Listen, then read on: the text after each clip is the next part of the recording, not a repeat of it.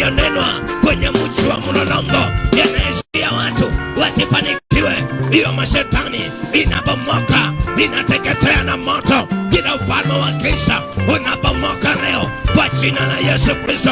Magonjwa pao haisikii madaktari, hiyo magonjwa inabomoka, inateketea leo kwa jina la Yesu.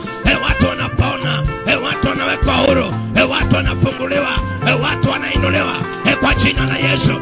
Kila madhabahu za wachawi na waganga kwenye mji huu, hiyo madhabahu inateketea.